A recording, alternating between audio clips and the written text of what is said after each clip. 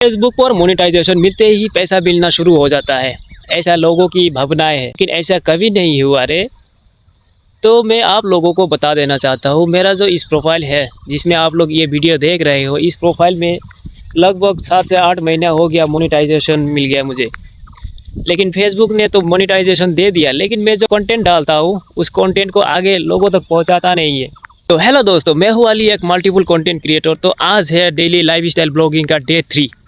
तो आप लोग देख सकते हैं मेरे पीछे जब बैंगन का खेती इस बार दूसरे स्टाइल से किया, क्योंकि इसमें बहुत सारा घास उगता है।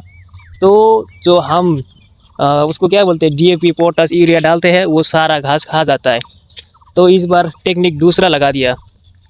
देख सकते हैं आप लोग, यहाँ पर माल्टीन डाल दिया और माल्टीन के ऊपर बैंगन का पौधा लगा दिया।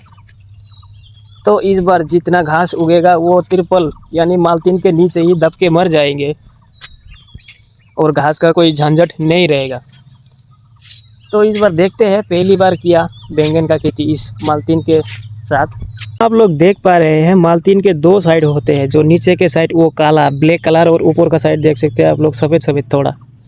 अगर आप लोग ब्लैक कलर ऊपर देंगे तो वो मतलब कि सनलाइट सोख लेगा और हीट ज़्यादा प्रोड्यूस होगा नीचे।